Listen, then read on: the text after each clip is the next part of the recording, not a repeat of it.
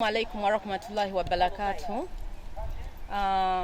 Nesimye okuba nti twapukeseza ffenna nga tukyali balamu nga kwotadde nange ate era nesimye olw'okuba Bad Black kirabo eri Uganda. I'm a gift to Uganda. Ndi kirabo nnyo nnyo. So ndi wano ku nsonga I'm the voice to the voiceless. Ndi ddoboozi ku lwabo abatalina ddoboozi nga era kibadde kimbuzizaamu ebbanga lyonna mbadde nina byentegekera category ez'enjawulo mu bakyala. Njagala okusooka otwala akakisa kano okwebaza Honorable Speaker Anita Mongini. Maama tukwebaza erinnya kanditereze munansonyiwa. Kangambe nebaza Mama Speaker Honorable Anita Amongo, Speaker wa Parliament 2022 paka je tunagenda n'ekisanja ekyala Mama kijja kuweebwa. Webale kuba mukyala atudde mu ntebe y'obwa Speaker nolowooza ku mwana ow'obuwala nolowooza ne ku bakyala. Kati ensonga endeese wano leero era ekyokubannyonnyola ndatandika n'abantu nti njagala mukitereze temuddamu kuyita muntu nti a prostitute. Tewali kigambo prostitute. Wabula ekigambo kiba nti abantu aba bali mu category babayita ba sex workers. Sex workers are adults abatwala sente oba ebyamaguzi in exchange of sexual services. So baba bakola. Kati abaana abo ab'obuwala era yonna gye muli eyo kale oba njogere mu Luganda nti bamalaya kubanga baneekolera jange benjagala okubanga nnwanirira bave ku makubo. Bave ku makubo. Lwaki nvuddeyo okubalwanirira mu kategori eyo kubanga kye muyitamu nali nkiyiseemu. Mulimu abagendayo by bad groups, mulimu abagendayo by torture, mulimu abagendayo kyeyagalire, mulimu n'abagendayo olw'ennaku ennyingi nga nze bwe nakiyingira yali nnaku nnyingi. N'ekirala ekinzijjayo at this time lwaki nvuddeyo mu Uganda kati 88% abantu balalu. People are mad. Abantu bali mentally ill, abantu bali depressed, abantu bali abantu balina embeera gye bayitamu nti abeeraawo nga talina na muntu gwakwogera naye. Ne wabayo ne bamaama nga ye kyamutwala ku kkubo kulabirira baana kubeezaawo baana. So olunaku olwajjo nagenzeko ku Parliament ne meetinga Honorable Speaker ne twogeramu one on one nakkiriza okusupportinga abaana ab'obuwala abeetunda bave ku makubo basobole okufuna ebyokkola. Era nga tugenda kukolera wamu waliyo n'abandi emabega okulaba nti abatagala batuukiriza mannya, okulaba nti abaana abo bava ku kkubo. Abaana baffe wano ab'obuwala e Uganda ennaku zino alinnye ennyonyi n'agenda e Malaysia n'agenda e Thailand n'agenda e Dubai n'agenda ng'agenze kwetunda. Naye njagala obbagamba bakwano it's not too late to change. Songa ekibampisizza mwenna okuyita women society eri mu Uganda. Munneegatteko tukwatire wamu tuyambe abaana bano ab'obuwala. Tuyambe bamaama. Honorable wenabadde njogera naye yannyongeddeko idea n'aŋŋamba bamaama balina bu business kubanga nze nakula ndi mukyala munaku nnyo mama wange ng'atunda manda ag'ekitiyo. So obulamu bwe ngenda obbayamba nali mbuyiseemu nayitako mu mbeera eya upcoming business nga gw'oli eyo ka business katono ka business ko nga katandikira mu mitwalo 10. Ndi willing women empowering nga nze ngenda okuba nga njikulira okwongeramu era nga saagala mbalimbe mbu nange ndi bulungi ngenda bayamba nga nange neeyamba bamikwano nze ndi muntu wa mazima. So nga era byonna we nabiteekayo nga wemba noonyereza abagendo tuyamba mufune emirimu mube bulungi nange ngenda kweyamba kubanga nange siri bulungi president wammwe. Basingo mother abaana mulimu bamalaya abali beetunda ne babivaamu naye nga mwafunirayo obulwadde nga mwalwalirayo endwadde ez'ebika ebyenjawulo totya kuntuukirira. ntuukirira page yange ya Facebook eri Bad Black Uganda, Snapchat Bad Black Uganda, enamba yange bwo eryemu siina namba ndala 0782771463. ntuukirira tubeeko engeri gye tukola ki gye tweyambagana era nga eno project si ya politics. Bananga making it clear bino si bya bufuzi. Obwedda Joe nagenzeko nga mungamba timu MK nedda. This is not a General Muhozi project oba General Salimu Sale oba Mama Honorable Speaker oba State House oba NRM oba People Power. This is an independent private project. Egendo yamba abaana ab'obuwala abali ku nguudo, egenda okuyamba omukyala owa bulijjo ayita mu mbeera enyigirizibwa, ayita mu violence. Abakyala abamu mulemedde mu bufumbo, not because you're happy. Mulemedde mu bufumbo, muli mu toxic relationship, omusajja n'akomawo n'akuba, omusajja n'akujja ku buliri n'ateekako mujjawo like ng'ate oli mwana muto myaka 2 mukwano lwaki ofuuka basketball. Lwaki omusajja amaanyi agakutochalinga nakuba. So byebyo bigenda okubeera mu office yange. Genda kuba na office, we are going to be registered, which is already biri mu process byonna. Njagala okubayamba mmwe bamalaya ate ne bobanga oli eyo kati mwabagala ng'ogamba njagala kubanga Bad Black mukwano tonneegomba ekintu kyosobola okuneegombako nti bambi after Bad Black ogenda okukola obwa sex worker at least bambi n'abivaamu n'avaayo n'atulanirira. Mukwano tewali kirungi kigenda kuvaayo. Njagala muve ku makubo, njagala muve ku street eyo ya Speak, muve no Simanyi makindye ku Mubalaka, muve mu mabaala, mujje tukole. We can start a workshop eyebyalaani craft, tusobola okukola ebintu bingi nnyo ne tubitwala mu Dubai Expo ne babigula, n'ofuuka omukyalo w'amaanyi naawe n'oyamba omulala. Naye doing a sex okubeera ng'oli sex worker gundi ezivaamu nnyingi nnyo. Oyinza okuba ng'ofuna ssente naye ate kinaavaamu kijja kubanga kibi. Abawala abato myaka 10 manya myaka 17 16 ku myaka 2 ofunye olubuto tomanyi taata omwana tujja mulabirira. Mulekerawo okusuula abaana mu toy, mulekerawo okukola abortion.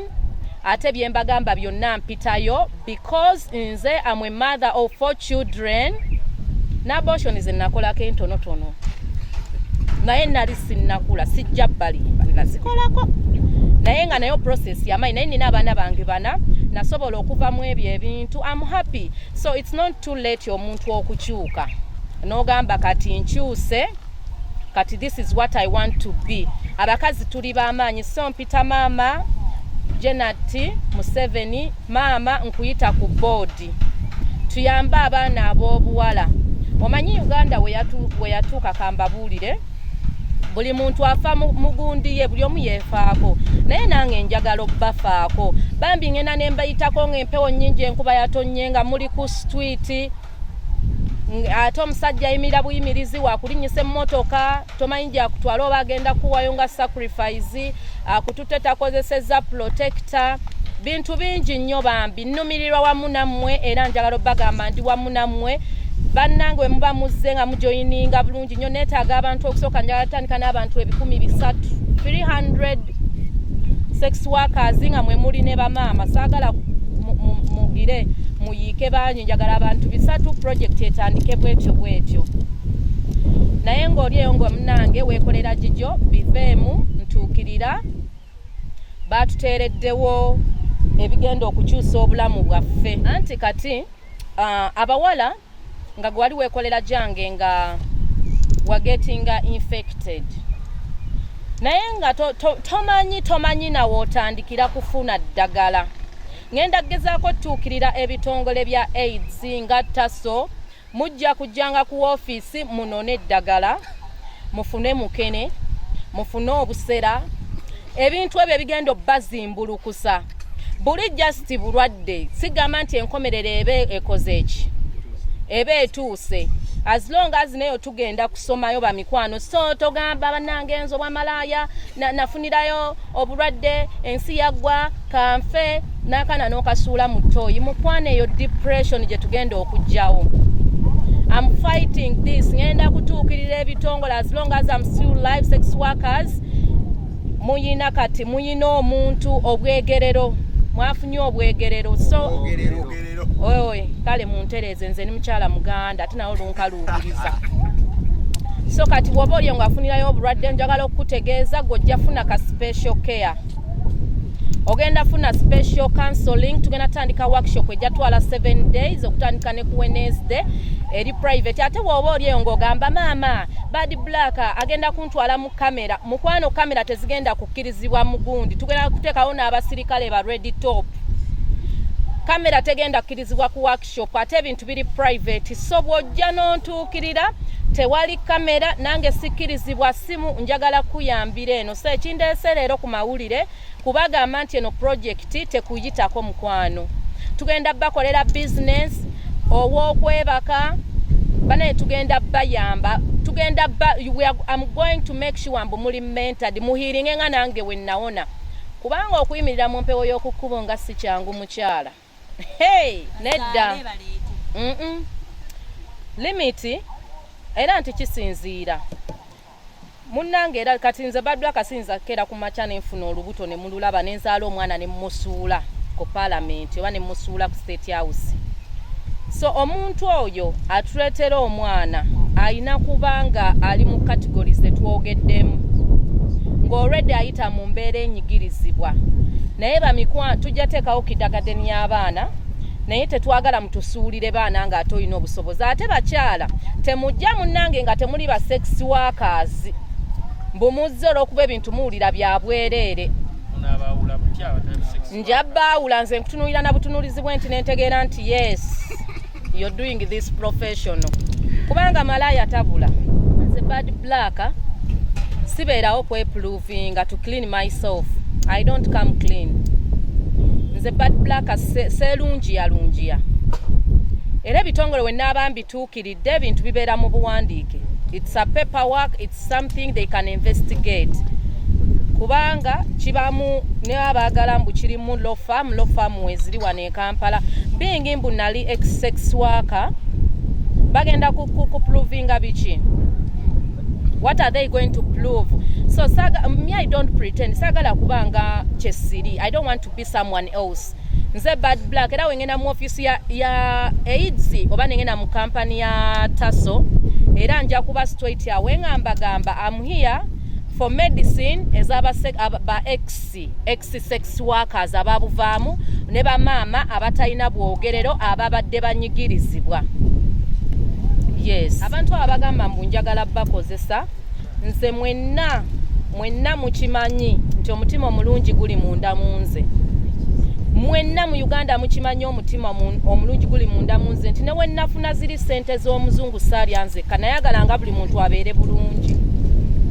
So nze njagala nnyo omuntu abeere bulungi. So sente wenzijjayo nga we nabagambye sigenda balimba nti sente zigenda baggwerako kubanga ate olubuto lwange terujja kuba lukalunga mwe mukkuse nange nganza abafaako nina okubanga ndi mukkufu nga mu elefe munfunye point naye nga end of the day ngenda kubayamba mbayamba naye nange kyenjagala mumanye I'm not well off.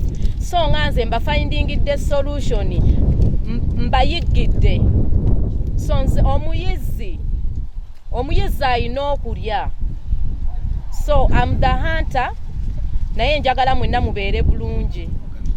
2020 byali byakalango kakubajja ku kkubo naye ate era we nayogera baavaako ababbasi baali batawanyiza banange ba sex worker baali bafuse sex worker yebusiya nga tebava ku bimotoka naye once we balaba akalango kange bambi bampuliriza kati njagala bampulirize balekerawo oteege emmotoka z'aba minisita ku makubo awo naddala okumpi ne parliament webali abaana mwebali mu bbaala abaana mwebali. So nali ensonga eno sijanjulangako nga bwe njanjudde kati buli sex worker ng'olina ekizibu munnange wafuna obulwadde munnange oli traumatized oli depressed jangu emigugu gyo ginteekeko kubanga nze kati nze nateerera nabivaako nayagala bweyagaziba mikwano nafuna no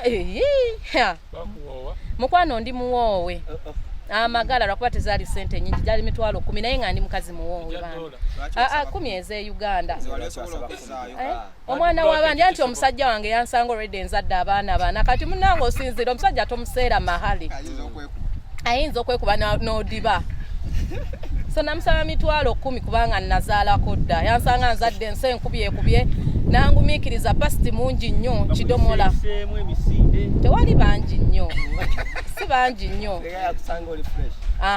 senga nali fresh senga ente zonna twazimalayo banditunze ne poloti ewaabwe that's what I've been saying tobaddeewo you're off topic no you're off topic Alex kati mbadde wadda kyendi I'm encouraging sex workers okuva ku makubo sex workers okujja okuneegattako tutandikewo ensi eyaffe eya change so ne bano abaana omutindo omuto ogukula babeere nga tetuyinaawo mu Kampala kubanga sex workers si mulimu nga yenibagambye ebijja so Alex kyobadde obuuza omulamwa gwange gwakujja ba sex workers ku kkubo bajje mu workshop tusooke tusome ku byobulamu bajje tukole bayige emirimu gy'emikono kubanga nze mmanyi okutunga ebitambala mmanyi okuluka emikeeka ebibbo buno bwe bateekamu essaanu z'abanyankole obulo nabiyigira luzira so njagala nshialingeko nabo eyo knowledge omuntu batunga ebyalaani bafuuke ba fashionista ab'amaanyi always tusobola okufindinga companies etuguza businesses zaffe